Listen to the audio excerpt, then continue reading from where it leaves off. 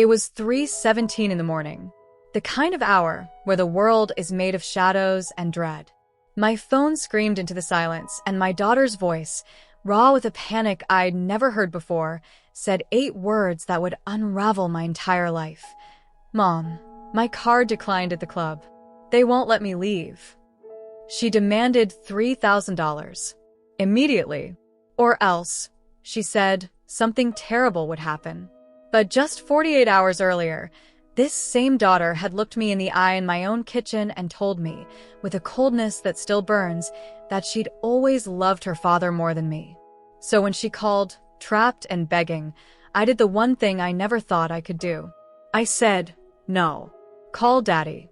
The call I got from the police station 12 hours later didn't just change the story. It revealed a conspiracy so calculated, so cruel, that it redefined everything I knew about betrayal. And it all started with my ex-husband's plan not just to steal my daughter's love, but to steal my entire life. Before I go on, I need to know, are you with me? Where are you watching from right now? Is it late at night where you are, or early in the morning? Drop your city and the time in the comments below. Let me feel that we're in this together. And if you've ever been the parent who does the invisible work, the one who says no while someone else gets to say yes, hit that like button right now. This story is our storied, my name is Chloe Bennett. For 7 years, 2 months, and let's say 14 days, I have been conducting my life as a delicate, exhausting high-wire act. The wire was my daughter Lily's approval. The net below had been removed long ago. And the man sawing at the wire, with a cheerful smile and a pocket full of cash, was her father, my ex-husband, Robert. Our end wasn't explosive. It was a slow leak. Robert decided at 42 that he was meant for a more dynamic life than the one we'd built, a life that curiously involved his 24-year-old assistant, Kendra, and a convertible he couldn't afford. He moved out, declaring he needed space to find his authentic self. I was left with the authentic mortgage, the authentic plumbing problems, and the authentic day-to-day responsibility of raising our then 18-year-old daughter. This is where the competition began, though I didn't know I was in one. Robert rented a loft downtown, all exposed brick and floor-to-ceiling windows overlooking the river. It was a movie set. My domain was our 3-bedroom colonial in Maplewood. Real walls, a lawn that needed mowing, and memories in every room that had begun to feel like accusations. Lily's custody schedule became the rhythm of my heartbreak. Every Friday at 4 p.m., she'd bounce down the stairs, a weekend bag packed with her best clothes. "Dad's taking me to that new fusion restaurant," or "We're going to see that band at the underground venue." Her excitement was a physical thing, buzzing in the air. She'd kiss my cheek, a perfunctory peck, already halfway out the door to his waiting Audi. Sunday nights, those were different. The return was always after dark. She'd trudge in, drop her bag by the door with a thud, and the energy would drain from the house. "What's for dinner?" she'd ask, as if entering a cafeteria. My home-cooked meal was boring compared to Saturday's sushi. My questions about her weekend were interrogation. My existence was a dampener on the brilliant sparkle of the life Robert showed her. The comments started as casual grenades over homework or curfews. "Dad says grinding for grades is a corporate mindset." "Dad says you're too risk-averse."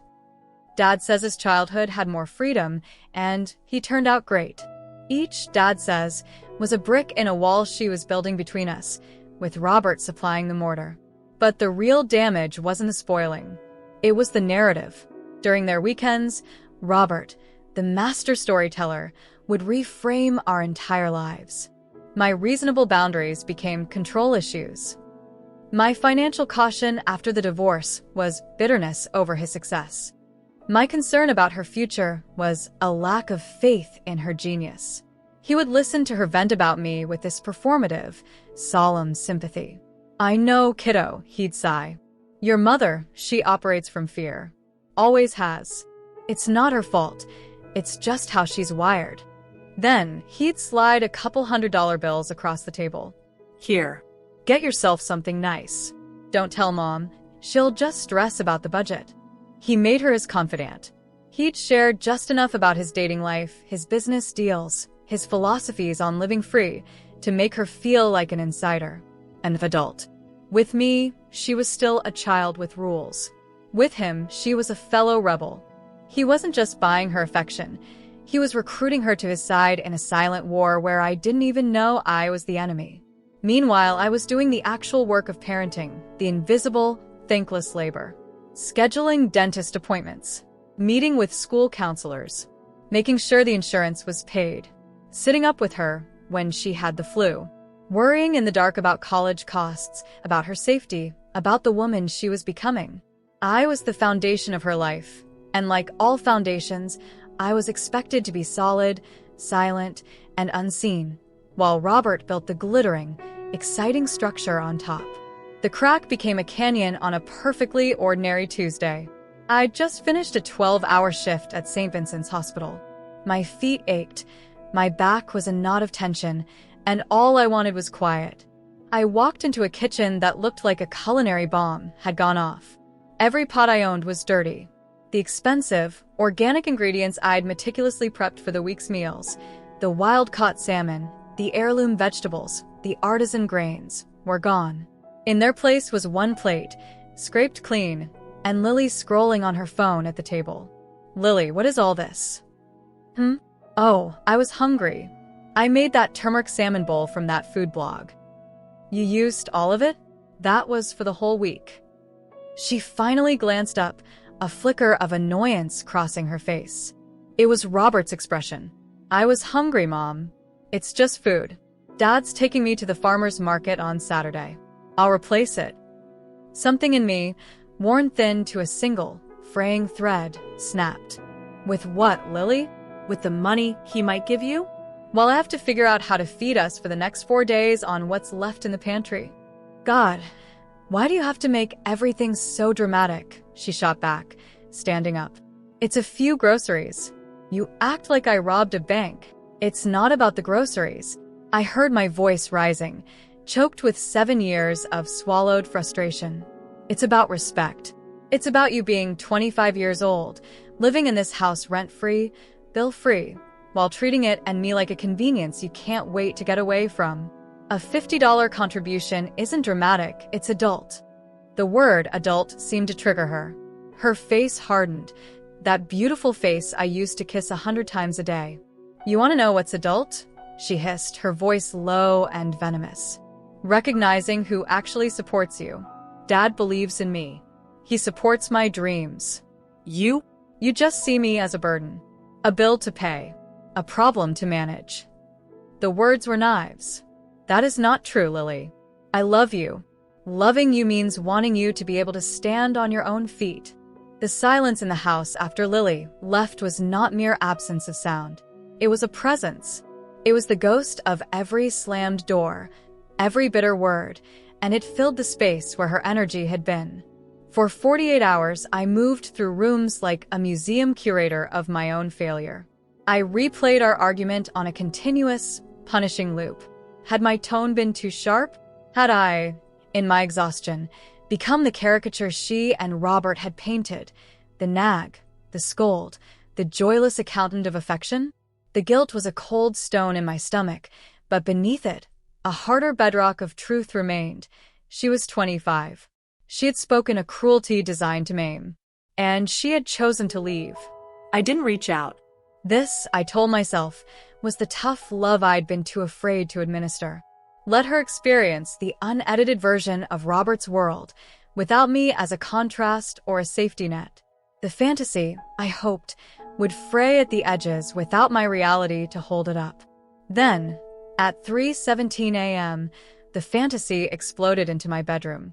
The shriek of my phone was a physical violation of the night. In that disorienting second between sleep and wakefulness, primal fear took over. Only catastrophe lives in the hour before dawn. I grabbed the phone, my heart a frantic bird against my ribs. Mom? "Oh my God, Mom. You have to help me." Lily's voice was a raw, sobbing scrape. It wasn't crying. It was the sound of pure, undiluted terror. It bypassed all reason and went straight to the animal core of motherhood. My body flooded with adrenaline, my fingers gripping the phone so tightly the plastic creaked. "Lily, what's wrong? Are you hurt? Are you safe?" My own voice was high, tight with panic. "I'm at this club, this private club downtown, and my card was declined, and they're saying I have a tab, and they won't let me leave." The words tumbled out in a breathless, hysterical rush. "I need $3,000, Mom. Right now. You have to wire it or Venmo it or something now, or they're going to call the police. They're saying I committed fraud." The specifics were a blur, but the stakes were crystal. Trapped, threatened, police. The amount, $3,000, was repeated like a desperate mantra. $3,000. $3,000. "Slow down, baby, just breathe. Tell me the address." I will get in the car right now, and I will come get you. Just tell me where you are." "No." Her shriek was so sharp it hurt my ear. "You can't come here. They said cash only. Straight cash. No personal checks, no cards that might decline again. Just cash. $3,000. Mom, please, I'm so scared. There are these guys here, they're being really aggressive about it. They took my phone, I'm borrowing one. They're just standing there." A sliver of dissonance pierced the maternal fog. They're being really aggressive about it. The phrasing. It was oddly generic, like dialogue from a low-budget thriller. And in the chaotic background of the call, I strained to decode the sounds. Yes, there was the thumping bass line of club music, but it was distant, muted. I heard the bright peal of a woman's laugh, unburdened by fear. The clink of ice in a glass. No shouts. No scuffles. No menacing voices in the foreground. My mind, still half in sleep, began a terrible, split-screen calculation. On one side, my daughter's terrified voice, the image of her cornered and helpless. On the other, the searing memory of her face in my kitchen, the icy precision of the knife she'd twisted. I've always loved him more. The 7 years of financial and emotional scaffolding I'd built alone, only to be condemned as the jailer. And Robert, where was Robert? The heroic fun parent, the understanding confidant, was undoubtedly asleep in his expensive sheets, unaware his princess was in peril, or, a chilling new thought whispered, deliberately letting his phone go to voicemail. The cold sliver of doubt expanded, forming a block of ice in the center of my chest, momentarily numbing the panic. "Lily," I said, and my voice emerged steady, alien to my own ears. "You told me, 2 days ago, that you've always loved your father more than me. That I'm controlling, that I suffocate you, that I don't support your dreams. You made it very clear who your real parent is. Now, at 3 in the morning, you're in trouble, and you're calling me for $3,000 that you'll repay with money your father might give you this weekend." The silence on the line was different now. The sobbing hitched. "Mom, this isn't the time for a lecture. This is serious. I think it's exactly the time," I said, the ice spreading, giving me a terrible, clear strength. For 7 years, I've been the ATM, the rule enforcer, the buzzkill, and he's been the hero, the dream believer, the wallet with no limits. Well, tonight, your hero gets to be the hero. You're in a mess. Call. Daddy. I heard her sharp intake of breath. The performance met reality, and for a second, the script faltered. Then a whispered, venomous sentence that held more authentic emotion than her entire panicked plea. "I can't believe you're doing this to me." The line went dead. The silence that followed was absolute. It was the loudest sound I had ever heard. I sat in the dark, the phone a burning coal in my hand. I had just potentially left my child in danger. The guilt was an avalanche, threatening to bury me. What have I done? But beneath the crushing weight, a stubborn, defiant truth pushed through. She drew the line. She chose the teams. Let her captain face the fire. I placed the phone on the nightstand, screen down. I did not sleep. I stared at the ceiling, watching the play of shadows from the streetlight, each minute an eternity. I was braced for the phone to ring again, for a strange number to appear, for the heavy knock of police at my door, for the universe to deliver its final judgment. You are the monster she said you were. Dawn came as a gray, indifferent smear across the window. I was exhausted, hollowed out by the vigil I'd kept. At 9 a.m., with a feeling of grim finality, I turned my phone back on. It vibrated incessantly for a full minute. Notifications stacked upon notifications. 17 missed calls from Lily. A cascading scroll of text messages, a chronological descent from panic to fury to a colder fear. 3:25 a.m. MOM please. 3:40 a.m. You're really going to leave me here? 4:15 a.m. Fine. I'll figure it out myself. Thanks for nothing. 5:30 a.m. They're talking about police. For real. 7:02 a.m. Mom, I'm in serious trouble. Please call me back. 8:30 a.m. I'm at the downtown police station. You need to come. The police station. So, they had called the police. But not as a threat against her. For her. The narrative was already shifting. There were 3 voicemails. I couldn't bear to hear her voice again, laced with whatever new emotion. Betrayal, rage, desperation. I deleted them all. If she was at the station, she was physically safe. That was the only fact my shattered nerves could cling to. The most profound data point, however, was the absence. 0 calls, 0 texts, 0 voicemails. From Robert. The supportive father, the understanding confidant, the man who got her, was radio silent while his daughter ping-ponged between a crisis and a police station. His silence in that moment was more eloquent than any lie he'd ever told. It was a confession.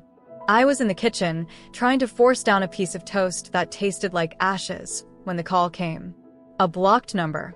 The official sound of it made my stomach clench. Mrs. Chloe Bennett? Yes, speaking. This is Sergeant Alvarez with the Downtown Central Police Department. I'm calling concerning your daughter, Lily Bennett. She's listed you as her primary contact. Here it was. The consequence. Is she all right? Was she hurt? The words tumbled out, the guilt surging back, acute and nauseating. She's physically unharmed, ma'am. But she's here at the station. She was involved in an incident last night at a venue called The Vault. Do you know it? No. She said it was a club. It's a private gaming establishment, ma'am, he said, his tone carefully neutral. An illegal, high-stakes poker ring. She incurred a significant debt she was unable to settle. The management filed a complaint for fraud. We've mediated her release on her own recognizance, but she needs to be picked up, and the debt needs to be addressed to avoid further, more serious legal action. Gaming establishment. Poker ring. The words landed, heavy and sodden, making sense of the bizarre specifics. It wasn't a nightclub tab for overpriced champagne. It was gambling debt. What kind of legal action? I asked, my mouth dry. If the debt isn't settled, the complainant can pursue it civilly. Given the amount and the circumstances, signing for markers she couldn't cover, there's a strong possibility of criminal fraud charges being filed. That would mean arrests, arraignment, a permanent record. The amount? I asked, already knowing, needing to hear him say it. $3,200. Of course. The exact sum, plus a little extra for their trouble, their fees. A precise, predatory figure. Sergeant, I asked, a new, colder purpose forming. Was her father contacted? A pause, the sound of clicking computer keys. Yes, ma'am. A Robert Bennett was listed as the secondary contact. An officer reached him at approximately 5 a.m. He stated he was unable to assist at this time and was unavailable. He suggested we call you. Unable to assist. Unavailable. The hero, when faced with an actual dragon, had not only declined the quest, but had given them the map to the damsel's other parent, the one he'd spent years convincing everyone was incapable. The rock of truth inside me grew larger, a foundation I could finally stand on. Mrs. Bennett, your daughter is quite distressed. She's asking to speak with you. Put her on, please. When she came on the line, her voice was utterly changed. The theatrical panic was gone. So was the defiant anger. What remained was a small, hollow, genuinely terrified young woman. She sounded like the little girl who used to whisper, "I had a bad dream in the dark." "Mom, I'm here, Lily. Are you hurt?" No. "But I'm in so much trouble. I messed up. Really, really bad." A sob caught in her throat. "You were right. About everything. You lied to me. You said you were in danger at a club. You said there were aggressive men. I was scared, but it wasn't exactly like that. It was poker, a private game, and I lost. And then I lost more trying to win it back. Mom, if I don't pay this by Tuesday, they're pressing charges. Fraud. I could have a record. I'd never get a job. I'm so sorry." The tears were real, wrenching. "And your father?" I asked, my voice deliberately calm. "The one who's always there for you? Who understands you?" A long, hollow silence filled only by her shaky breathing. I could almost see her in that sterile police station, truly seeing the empty space where her hero was supposed to be. He said he couldn't get involved, that it was a legal matter and his business partners couldn't be associated with this kind of thing. He said to call you."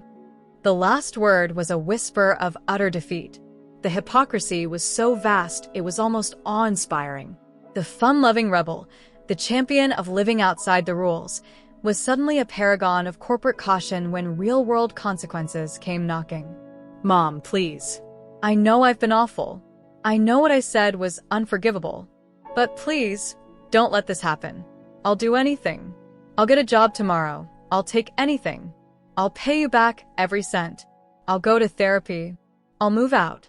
I'll sign a contract. Anything." For 7 years, I had ached to hear this accountability, this recognition of reality.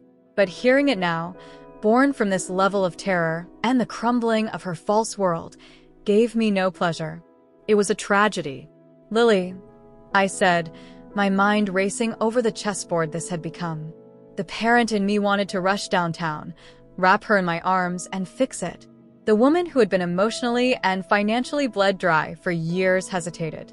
And the new, steely voice of self-preservation, born at 3:17 a.m., spoke clearly.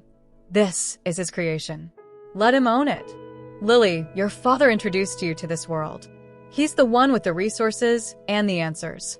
He needs to be the one to solve this." "Mom, he won't." I begged him. "Then you need to make him understand that the consequences will flow to him as well. Tell him if he doesn't help you settle this legally and quietly, you will have no choice but to tell the police everything. Everything. Who took you there? Who encouraged you? Who introduced you? This isn't just your debt, Lily. It's his responsibility." Another silence. This one was different. Not defeated. Thoughtful. I had given her a weapon. A small, sharp one. "Okay," she whispered, a flicker of something resolve in her voice. "Okay, I'll try. Call me when you know something." I hung up, my hand trembling. The battlefield inside me was chaotic. Guilt, fear, anger, a grim satisfaction. But one thing was now crystalline. The 3 a.m. call had been a performance. A manipulation within a larger, darker manipulation. And Robert wasn't just an absentee father. He was the playwright who had walked out of his own third act, leaving the stage in dangerous chaos. Another silence. This one was different. Not defeated. Thoughtful. I had given her a weapon. A small, sharp one. "Okay," she whispered, a flicker of something resolve in her voice. "Okay, I'll try. Call me when you know something." I hung up, my hand trembling. The battlefield inside me was chaotic. Guilt, fear, anger, a grim satisfaction. But one thing was now crystalline. The 3 a.m. call had been a performance. A manipulation within a larger, darker manipulation. And Robert wasn't just an absentee father. He was the playwright who had walked out of his own third act, leaving the stage in dangerous chaos. Lily arrived home an hour later, not in the back of a police cruiser, but in the anonymous, slightly stained backseat of a rideshare. She looked spectral. The vibrant, defiant young woman was gone, replaced by a pale, hollow-eyed stranger. Her expensive jeans were wrinkled, Her mascara had smudged into dark shadows beneath her eyes, and she carried the faint, acrid scent of stale cigarette smoke and despair. She didn't speak as she shuffled past me into the kitchen, the very arena of our last war. She just stood there, looking lost. The mother in me warred with the betrayed woman. The mother won the first skirmish. I filled the kettle, the familiar ritual, a tiny anchor in the storm. I placed a mug of strong, sweet tea in front of the chair she had vacated so furiously 2 nights before. She sat, her movements slow, as if her bones ached. She wrapped her hands around the mug, but didn't drink, just stared into the steam as if it might hold answers. We sat in a silence thicker than the fog outside. I waited. This time, the ball was in her court. The power dynamic had irrevocably shifted. Start from the real beginning, I said finally, my voice quiet but firm. Not the 3 a.m. horror movie version. The truth. Who, what, where, and how did this happen? She took a shuddering breath, and then the story began to spill out. A story so much uglier and more calculated than I had imagined. It was a blueprint of predation, and she had been the perfect, trusting mark. It wasn't a club, Mom. It's called the Vault. It's an underground poker ring. Really high stakes. Really private. You need a key to get in, literally. She took a gulp of the hot tea, wincing. I didn't just wander in. I was taken by Trevor. Trevor. The name was new, alien, but it landed in the pit of my stomach with a sickening, definitive weight. Who is Trevor, Lily? I asked, though a part of me already dreaded the connection. Her eyes, red-rimmed and swollen, filled with fresh tears, this time of profound shame. He's Kendra's son. Dad's girlfriend. Well, one of them. The current one. She looked down at her hands. Dad introduced us. About 2, maybe 3 months ago. He brought him to dinner. Said Trevor was a young entrepreneur, that he moved in interesting circles, that we should connect since we were both creative souls figuring out our paths. She mimicked Robert's smooth, persuasive tone with an accuracy that was chilling. The pieces, jagged and dark, began to click into a horrifying mosaic. My ex-husband hadn't just neglected our daughter. He had deliberately placed her in the path of a predator. Go on, I said, my voice barely a whisper. Trevor was different. Glamorous. He talked about knowing art collectors in Miami, venture capitalists in Silicon Valley.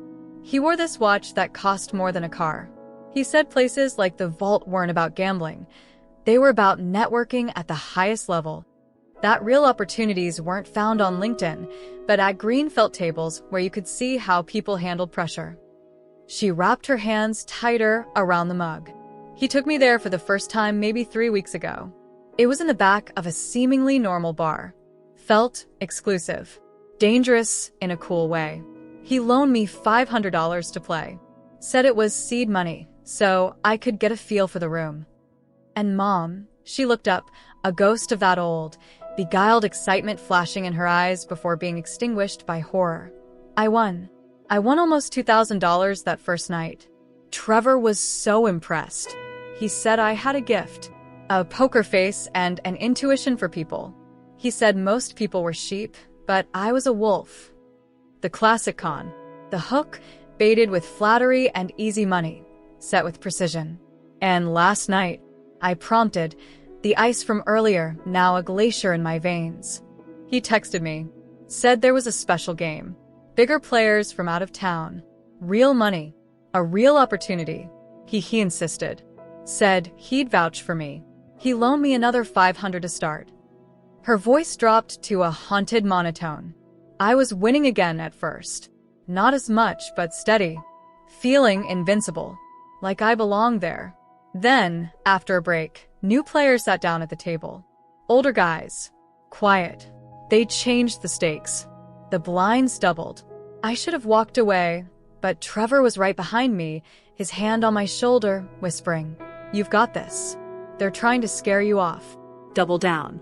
Trust your gut." She shuddered, a full-body spasm of revulsion. One hand, I went all in on what I was sure was a winning flush. The man across from me, he had a full house. I never saw it coming. I lost everything. I was stunned. Trevor said, "Bad beat. It happens. You can win it back." He convinced the house to extend me credit.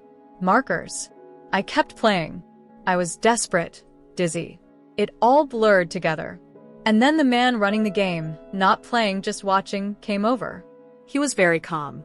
He said I owed $3,200. Trevor, he patted my back, said he was going to make a call and sort this out. He walked toward the back, and he never came back. They took my phone, my ID. They put me in a small, windowless office with one of the quiet guys. He didn't say a word, just stared. That's when they gave me a phone and told me to call someone who could wire the money. I called Dad first. It went straight to voicemail. 3 times. So, I called you. The calculated, step-by-step cruelty of it stole the air from the room. It wasn't misfortune. It was a manufactured disaster. A trap sprung with psychological expertise. And Robert had not just opened the door to the trap, he had gently pushed her through it. "Lily," I said, forcing my voice to remain level, though inside I was screaming. "I need you to think very carefully. Over the past year, has your father ever asked you specific questions about me? Not just complaining about me, but asking about my job, my stress levels, my health? About money, the house, my routines?" The questions seemed to pull her from the memory of the vault. She frowned, her brow furrowing in concentration. The process of thinking, of piecing together a different pattern, was visibly painful. "Yeah," she said slowly. "All the time. He'd say he was worried about you being alone in that big house, about the burden of the mortgage. He'd ask if you seemed more forgetful lately, if you'd been repeating stories, if you seemed anxious or paranoid. He asked a lot about money. If you complained about bills, if you talked about selling the house or dipping into retirement." Her eyes widened, the new pattern beginning to superimpose itself over the old. "Once, about 6 months ago, I was over at his place complaining about how you were on my case about getting a job. He was so sympathetic. Then he said, if your mom is that stressed about money, she might be hiding how bad it really is. There was a letter from the bank on her desk last week. Did it look serious?" He asked me to go home and text him a picture of it. He said he just wanted to look out for us, to know what we were dealing with. The glacial flow in my veins turned to a river of ice. I stood up, my movement stiff, and walked to my small home office. Lily followed, a silent, confused shadow. I pulled open the bottom drawer of the filing cabinet, the one with the green hanging folders that held the dry, honest architecture of my solitary, responsible life. I laid them out on the desk under the harsh glow of the task lamp, one by one, like exhibits in a trial. College tuition and fee statements from State University, a total of $118,734. Paid from account, Chloe Bennett, SCPIRA, withdrawal/savings account. Mortgage statements, lender, Federal Trust. Borrower, Chloe Bennett. Medical bills from her appendix surgery 2 years ago.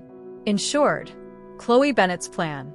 Patient responsibility paid by Chloe Bennett. Car insurance premiums, utility bills, property tax forms. All in my name. All paid from my accounts. A 7-year ledger of solitary responsibility. "Find his name, Lily," I said, my voice tight with a grief that was beyond tears. "Find one single payment. One line of credit. One canceled check from Robert Bennett. One document that shows he contributed $1 to your education, your health, or the roof over your head since the day he walked out that door." She approached the desk as if the papers were radioactive. Slowly, she picked up the tuition statement. Her eyes scanned the columns of fees, the payment history. She flipped through the mortgage coupons. She traced a line on the medical bill with a trembling finger. Her search grew more frantic, pages rustling, but the result was the same. Nothing. Only my name, over and over, like a mantra of abandonment. Her face, already pale, turned ashen. But he always said he told me he was helping. He said he was handling things on the back end for tax reasons. That he was putting money into a trust for me. He was handling a narrative, Lily, not a bill. My anger was a clean, sharp thing now. I pulled out a separate, thinner folder, my own personal budget spreadsheet, tracking the slow, steady drain over the last 3 years since she'd graduated and moved back home. I pointed to a highlighted column. You see this? Lily support. Food, the 40% increase in utilities, your phone bill, your car insurance, the loans for your portfolio website, your art supplies, the emergency cash when you were broke before Dad's next fun weekend. That averages over $1,200 a month. Your father's financial contributions? Let's be generous. The occasional dinner at a nice restaurant. A shopping trip for a designer jacket twice a year. I estimate his total annual financial input at under $400. He didn't support you, Lily. He subsidized your loyalty. He paid just enough to keep you believing he was the generous one, while I paid for the actual cost of your life. She sank into the office chair as if her legs had given out. She stared at the evidence of her existence, the life I had funded, the future I had worried over, as if seeing it for the first time. The foundation, ugly and concrete and absolutely essential, had been there all along, buried under the glittering facade Robert had built. He used me, she whispered, the words not a question but a horrifying, dawning certainty. All those questions, the photo.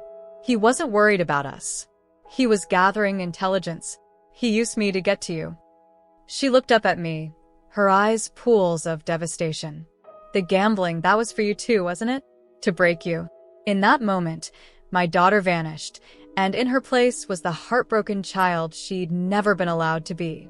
The manipulated pawn realizing the scope of the game. We were no longer mother and estranged daughter. We were co-victims of the same master manipulator. The war between us was over. A colder, darker war had just begun. The phone rang, shattering the heavy silence. Robert. The caller ID seemed to pulse with malevolent energy. I answered, my thumb hitting the speakerphone button. I motioned sharply for Lily to stay silent, to listen. Chloe. His voice was a blend of smooth concern and subtle impatience. We need to talk. About Lily's predicament. Indeed we do, I replied, my voice unnaturally calm. She's right here. She's told me everything, Robert. About Trevor. About the vault. About you introducing them. There was a beat of silence on the line, the sound of a master manipulator recalculating. Then the mask subtly shifted. Chloe, Trevor is from a very good family.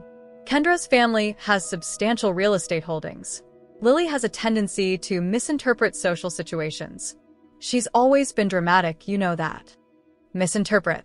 I let a bite of steel enter my tone. Robert, she is sitting in my kitchen facing potential felony fraud charges because of this social situation. And when the police called you, your response was to declare yourself unavailable. I couldn't get involved in something blatantly illegal, he retorted, his voice taking on a righteous edge. I have a reputation to uphold. Clients, partners. My business would be jeopardized. More important than your daughter's future? Lily burst out, unable to contain herself any longer, her voice raw with betrayal. Lily? Sweetheart, listen. His tone switched instantly to patronizing placation. You need to understand, the adult world has complexities, responsibilities, that you can't grasp right now. Your mother's reaction is exactly why. And oh, she shouted, tears of fury now. Don't you dare. You told me my whole life to call you if I ever really needed you. I needed you last night. And you told the police to call Mom. You threw me to her. Because your mother creates these situations with her constant pressure. Her anxiety about money is pathological. If she hadn't made you feel so stifled, so judged for every dollar, you wouldn't have been out seeking excitement in the wrong places. This is on her as much as you. The projection was breathtaking. The blame, a perfect, dizzying boomerang. He was reframing his own predatory negligence as my fault. The gaslighting was so practiced it was almost artistic. Meet me, I said, cutting through his soliloquy. The coffee shop on 5th. The one we used to go to. 1 hour. We end this today. I hung up before he could formulate a refusal. The old Chloe would have worried about his reaction, would have softened the demand. The new Chloe didn't care. I went to that meeting armed, not with weapons, but with witnesses and evidence. My younger sister, Dana, a sharp-eyed former paralegal, was already positioned 2 tables away, her phone angled discreetly, recording. And Lily, though I'd begged her to stay home, to spare herself, had insisted. "I need to hear it," she'd said, her jaw set in a new, firm line. She waited in my parked car across the street, the live audio from Dana's phone streaming to her earbuds. She needed to hear the unfiltered truth from the man she'd idolized. Robert arrived precisely on time, the picture of beleaguered, handsome reason. He gave me a once-over as he Saturday, "Chloe, you're looking tired. This stress isn't good for you.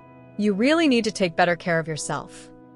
The opening gambit, concern trolling, positioning me as the unstable one. Let's skip the faux concern, Robert. It's stale. What is your specific, actionable plan for resolving Lily's legal jeopardy? The clock is ticking toward fraud charges. He sighed, a masterful performance of weary responsibility. "Chloe, sometimes people need to face the natural consequences of their choices. It's a hard lesson, but a necessary one. We've both enabled her too long. Bailing her out again won't teach her responsibility." Again, I leaned forward, my eyes locked on his. "When have you ever bailed her out, Robert? When have you ever paid a bill, faced a principal, or sat in a waiting room for her? I have 7 years of bank statements. They tell a very clear story. You contributed nothing but criticism of me and weekend entertainment. Your support was a fiction you sold her." His eyes narrowed, the charming mask finally cracking at the edges to show the irritation beneath. "You've always been obsessed with money, turning every relationship, every interaction, into a transaction. It's pathological. It's why Lily feels she can't talk to you." No. What's pathological is pretending to be a supportive parent while systematically sabotaging the parent doing the actual work. And what is criminal is deliberately introducing your emotionally vulnerable daughter to a known gambler connected to an illegal ring, and then abandoning her when his scheme blows up in her face. His face changed then. The pleasant, concerned facade dissolved like sugar in rain, revealing something colder, harder, and utterly ruthless. The real Robert, the one I'd glimpsed in flashes during our marriage's final, gaslit days, was now fully present. "You're becoming paranoid, Chloe." His voice dropped, becoming low, confidential, and dripping with venomous suggestion. "Seeing conspiracies everywhere. First, it's financial negligence, now it's some criminal conspiracy? Lily mentioned to me just last week that you've been forgetful. Missing her grandmother's birthday. Losing your keys. Maybe the stress of living beyond your means, of trying to maintain this facade of competence, is finally affecting your cognition. It happens." There it was. The first, brazen flicker of the true endgame. Not just to bankrupt me, but to invalidate me. To plant the seed of doubt about my mental fitness.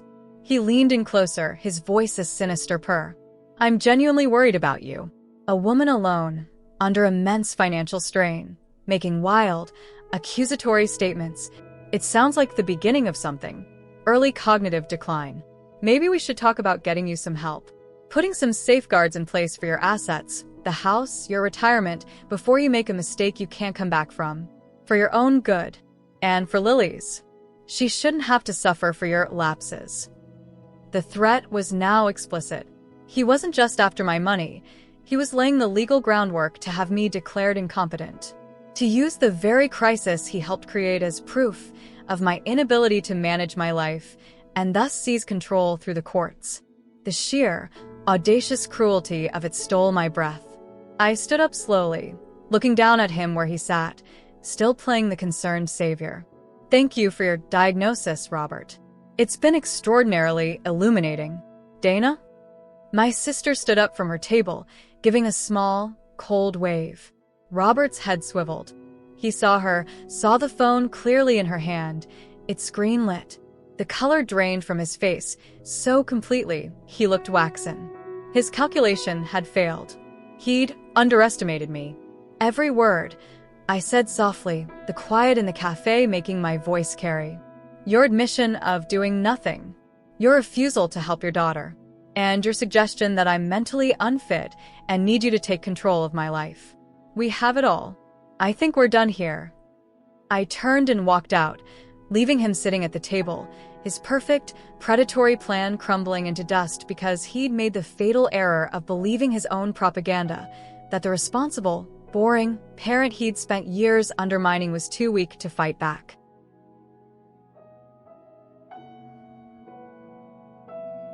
The drive home was conducted in a thick, vibrating silence. The air in the car felt charged with the aftershocks of what we'd heard. The click of the turn signal, the hum of the tires, all mundane sounds amplified by the monumental shift that had just occurred. Lily, in the passenger seat, was no longer crying. She sat perfectly still, staring out the window at the blur of suburban streets, but I could see her reflection in the glass.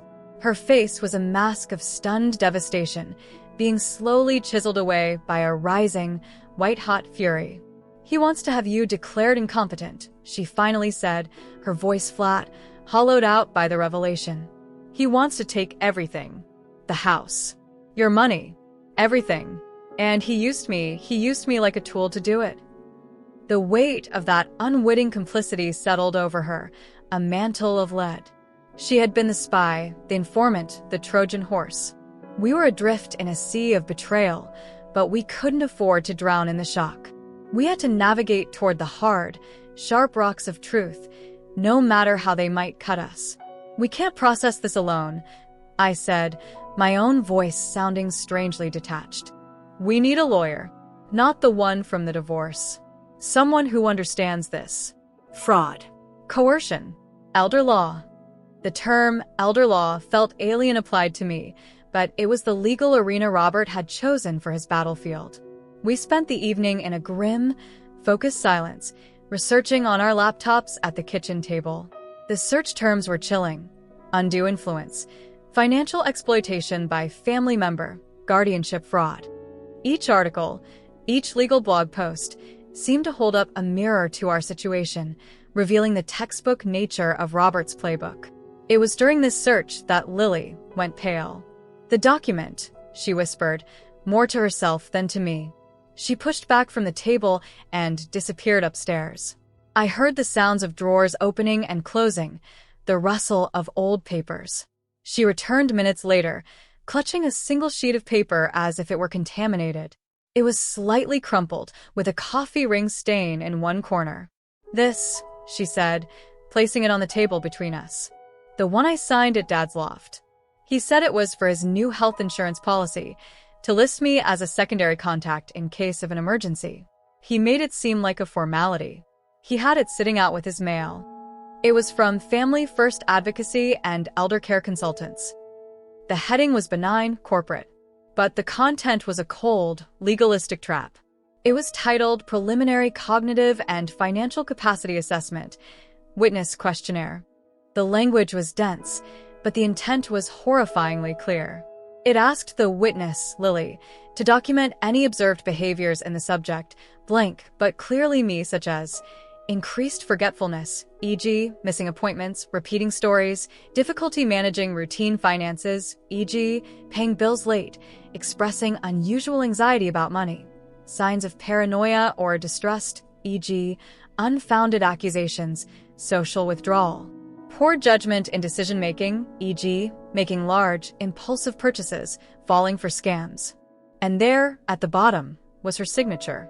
Loopy, confident. Dated 3 months prior. Next to a line that read, I affirm that the information provided is true and accurate to the best of my knowledge, and I have concerns for the subject's welfare and financial security. My blood didn't run cold. It seemed to freeze solid in my veins, crystallizing into a sharp, painful lattice in my chest. This wasn't just off-the-cuff gaslighting over coffee. This was a premeditated, paper trail lie. He wasn't just planting seeds of doubt. He was cultivating a field of false evidence, using our daughter's hand to sow it. He was building a legal case. He had me testify against you. Lily breathed, the full horror dawning. Before anything even happened, He was preparing. The next morning, we sat in the imposing, wood-paneled office of Miranda Thorne. Her reputation was specific, a pit bull in heels who specialized in prosecuting complex financial fraud and undue influence cases, often involving family members. She listened with the absolute, unnerving stillness of a predator, her sharp eyes missing nothing, as we laid out the entire sordid chronology. We showed her the financial records proving Robert's non-support, the police report from the vault, the recording from the cafe, and finally, the fraudulent affidavit from Family First Advocacy. When we finished, she steepled her fingers, her gaze moving from me to Lily and back. Mrs. Bennet. Lily, what you're describing is not a messy divorce or parental alienation. It is a textbook, familiar fraud scheme, increasingly common and ruthlessly efficient. The target is almost always a divorced or widowed woman with assets. The playbook is consistent. First, alienate the child, turning them into both a weapon and a source of intelligence. Second, gather detailed financial and personal information. Third, create or exploit a crisis, a health scare, a gambling debt, a bad investment that destabilizes the target financially and emotionally. Fourth, position yourself as the only logical, concerned solution, often through the mechanism of a guardianship or conservatorship. She picked up the affidavit, holding it by the corner as if it were soiled. This document is your smoking gun. It shows premeditation and intent far beyond being a deadbeat dad. He wasn't just neglecting Lily. He was actively weaponizing her to lay the groundwork to declare you incapable. The gambling debt Lily incurred was likely intended to be the catalytic crisis. The proof, to a court that you could not manage your affairs or protect your dependent, thus necessitating his intervention. Once appointed as your guardian or conservator, he would have had total legal control over your bank accounts, your property, your medical decisions. He could have sold the house, drained your retirement, and isolated you completely, all under the color of law. The rooms seemed to tilt. The scheme was so much colder, so much more comprehensive than I had let myself imagine. It wasn't just about money. It was about total erasure of my autonomy. So, what do we do? Lily asked, her voice thin but steadier than I'd heard it in days. She was leaning forward, her hands clenched in her lap. This was no longer about saving herself from fraud charges. It was about stopping a monster. Miranda's smile was thin and razor-sharp. We fight a multi-front war. First, we go to the authorities, but we go armed and specific. We file a formal report for attempted elder financial abuse, conspiracy to defraud, and criminal solicitation. We give them this. She tapped the affidavit. And the recording. Second, we file an emergency petition in civil court for a restraining order, specifically prohibiting Robert from attempting to initiate any guardianship proceedings or contacting any financial institutions on your behalf. Third, and this is crucial, we need to follow the money. His money. There will be a trail. Retainers paid to Family First Advocacy. Payments to or from entities connected to the vault. Possibly payments to this Trevor. Fraudsters are greedy. They leave a cent. She looked at Lily. This will be difficult. You will have to give statements. You may have to testify. You will have to relive every manipulated conversation, every lie you were fed. Are you prepared for that? Lily didn't hesitate. She met Miranda's gaze squarely, and in her eyes, I saw the last vestige of the gullible girl vanish, replaced by a determined, furious woman. He used me to try to destroy my mother. Yes, I'm prepared. In that moment, amidst the terror and the outrage, I felt a surge of something akin to pride. My daughter was finally choosing a side, not out of guilt or fear, but out of a clear-eyed recognition of good and evil. She was choosing truth. Agent Miller from the FBI's Financial Crimes Unit was a woman of few words and an intense, focused energy. The moment we mentioned the vault, her demeanor shifted from professional courtesy to laser-focused interest. That name is on a list, she said simply. It was part of a network being investigated for interstate wire fraud, money laundering, and a particularly nasty brand of exploitation that targeted the vulnerable through family connections. Our expanded statement, with Miranda Thorne sitting beside us, transformed Lily from a potential fraud defendant into a key witness and victim. Agent Miller took the fraudulent affidavit with a grim nod. This is gold. It shows pattern and intent. It connects the personal manipulation to the financial scheme.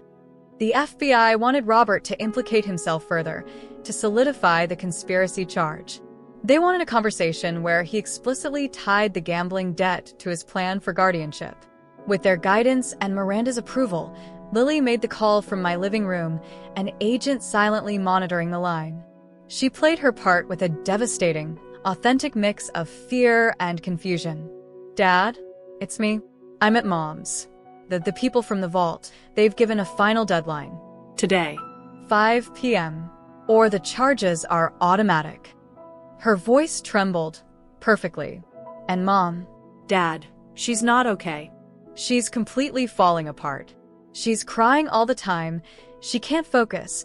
She's talking about selling the house, but she can't even find the deed. She's muttering about people being after her. I'm scared. I don't know what to do." Robert took the bait with the eagerness of a shark sensing blood in the water. His voice oozed a solemn gravity. "Lily's sweetheart, listen to me. This is exactly what I was afraid of. This crisis has pushed her over an edge we both saw coming.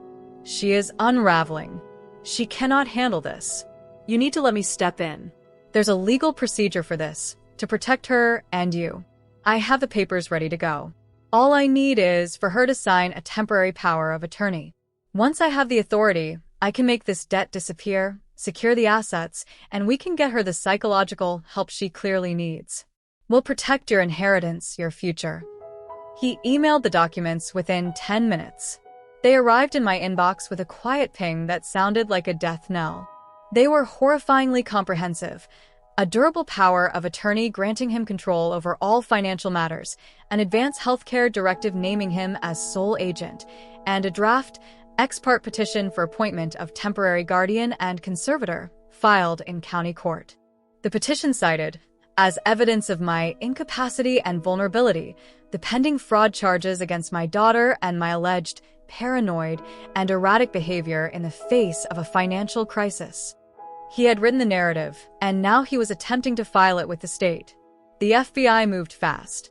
The next afternoon, right on schedule, Robert arrived at my doorstep. He carried a sleek leather portfolio, the picture of a responsible man burdened with a difficult duty. He didn't see the two agents positioned in the shadowed living room, or the one outside covering the back. "Chloe," he said, his face a masterpiece of concerned resolve as I opened the door. "I'm here to help. We can end this nightmare today." He stepped inside without invitation, his eyes already scanning the room, assessing his domain. He led me to the kitchen table, as if he were the homeowner. "We just need to get these signed. It's a temporary measure, just until you're back on your feet." He laid out the documents with a lawyer's precision. I stood by the table, playing the part of the overwhelmed, broken woman, my shoulders slumped. "And Lily's debt," I whispered, letting my hand tremble slightly as I touched the paper. "Once I have authority, I'll handle it. It might require a quick refinance of the house to free up liquidity, but don't you worry about the details. That's my job now." "And Lily herself?" I asked, looking up at him through my lashes. "She's so angry, so lost." He waved a dismissive hand, a gesture of breathtaking callousness. "Lily is a casualty of your instability. She needs structure, discipline. Once this is settled, we'll find a good residential program for her. Somewhere she can get the help she needs, away from this toxic environment. We'll get you both sorted." That was it. The final, hideous reveal. He wasn't just after my money. He was prepared to institutionalize his own daughter, to get her out of the way, to silence a witness, to cement his control by having us both declared unwell. The sheer, comprehensive evil of it broke the last remaining strand of any past affection. I looked past him to the doorway of the living room. "Agent Miller?" Robert froze. The look of smug purpose on his face didn't so much shatter as it liquefied, sliding into pure, unadulterated panic as the agents stepped into view. His portfolio slipped from his fingers, hitting the hardwood floor with a slap. the carefully prepared papers scattering like the ashes of his scheme. "Robert Bennett," Agent Miller said, her voice flat and official, "you are under arrest for conspiracy to commit wire fraud, attempted elder financial abuse, and criminal solicitation. You have the right to remain silent." As they read him his rights and cuffed his hands behind his back, he stared at me, not with remorse or even fear of prison, but with a look of pure, incandescent hatred, as if I had ruined something magnificent he had built. "You stupid, petty woman," he spat, his voice a guttural snarl, all pretense gone. "You just ruined everything. That money was for us. For a real life." His us didn't include me or Lily. It was him and his partners in crime. We were never family to him. We were assets and obstacles. As they let him out, the facade of the charming, successful father was gone forever, leaving only the small, greedy, vicious man shivering in the afternoon sun. The weeks and months that followed were a surreal blur of legal proceedings, painful revelations, and slow, grueling reconstruction. The headlines were a private humiliation played out publicly. Local businessman arrested in elder fraud ring. Father used daughter in plot against ex-wife, feds say. Robert, facing a mountain of evidence and the prospect of even more severe charges related to the broader fraud ring, took a plea deal. In exchange for testifying against the organizers of the Vault Network, he pleaded guilty to conspiracy and financial exploitation. His testimony in the federal case was where we learned the full, chilling scope. He hadn't just stumbled into this. He had been a spotter and facilitator for the ring for nearly 3 years. His role was to identify targets, primarily his ex-wives or the single, financially comfortable women he dated, and use his access and charm to gather intelligence, assess their assets, and soften them up. He received a finder's fee for each successful mark. Lily, he admitted coldly, was his most effective conduit to date. My house, my retirement accounts, my life insurance policy. These were the specific assets listed in the ring's internal notes, provided by Robert. The debt was never about the $3,200. It was about creating the catalytic crisis that would make a petition for guardianship seem urgent and justified. Lily was shattered, then furious, and then entered a phase of profound, quiet grief, not for the father she lost, but for the father she never had. The therapy she'd promised became a lifeline. She found a therapist specializing in trauma from narcissistic abuse and family betrayal. She went, sometimes twice a week, and slowly began to untangle the twisted narratives she'd lived by. The job she swore she'd get wasn't a punishment. She answered an ad for an assistant at a local community arts center. It was modest work, scheduling, organizing supplies, manning the front desk, but she thrived. She started helping with a Saturday art class for kids, and the director noticed her natural, patient way with them. Within months, she was leading her own class. She discovered a purpose that wasn't about being anyone's muse, pawn, or prodigy. It was about giving, about creating a safe space. She paid a real, modest rent to me, and the pride she took in handing me that envelope each month was a beautiful, new thing to witness. We opened a joint bank account solely for household expenses, and she tracked her share with a meticulousness that was both touching and heartbreaking. The civil lawsuit and the restitution order from the criminal case meant I recovered a portion of the financial losses, the years of support Robert should have contributed, legal fees, and a symbolic amount for emotional distress. But the real wealth was intangible. The silence in my house was now peaceful, filled with the potential of my own thoughts, not the tense anticipation of Lily's disapproval. The eggshells were gone, swept away. Lily and I began to talk, not the stilted, careful conversations of the past few years, or the heated battles, but real talks, about her therapy breakthroughs, about my fears for the future, about the books we were reading, about the mundane beauty of a quiet evening. We were two women, both deeply wounded, learning each other anew. We were building a relationship not on obligation or manipulation, but on mutual respect, honesty, and the shared, scarred ground of survival. The sentencing hearing was held in a federal courtroom that smelled of old wood, anxiety, and lemon-scented polish. Lily and I sat side by side in the first row of the public gallery, our shoulders almost touching. Miranda Thorne sat with us. We were victim impact witnesses, but we had chosen not to give statements. Our presence was statement enough. Robert was let in, wearing a drab prison jumpsuit, his hands cuffed. He looked smaller, diminished, but his eyes still scanned the room with a restless, calculating energy. He did not look at us. The judge, a stern woman with silver hair and eyes that had seen every shade of human deceit, reviewed the case. She detailed the crimes not as dry legal statutes, but as a story of profound betrayal, the systematic manipulation of a daughter, the predatory targeting of an ex-spouse, the cold-hearted conspiracy that treated family bonds as tools for theft.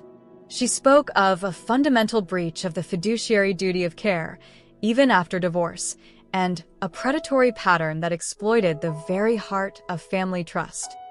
Robert was sentenced to 96 months, 8 years, in federal prison, followed by 3 years of supervised release.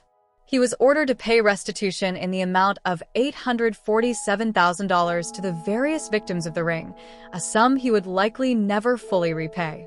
As the judge pronounced the sentence, his expression remained one of simmering resentment, as if he were the one who had been wronged. He showed no remorse. He was a man who, to the very end, believed he was smarter than the system and was merely suffering a temporary setback due to others' failures to play along. As they led him away, Lily's hand found mine. Her grip was tight, but not desperate. It was solid. We didn't feel triumph. We felt a profound, weary sadness for the man he could have been, for the family he chose to destroy, for the years lost to his lie. And beneath that sadness, a solid, unshakable sense of relief. The door was closed, locked. We were finally free. Outside the courthouse, in the stark afternoon light, Lily slipped her arm through mine. It was a simple, natural gesture that spoke volumes. "Mom," she said, her voice quiet but clear. "For what it's worth, which is everything, I'm so sorry. For all of it." I stopped and turned to her, placing my hands on her shoulders. I saw in her face the little girl, the angry teenager, and the strong, emerging woman, all superimposed. "Me too, baby," I whispered, my throat tight. "But we're here. We're free. And we get to write what happens next." This story is not just a tale of a bad ex-husband or a spoiled daughter who saw the light. It is a forensic examination of invisible labor.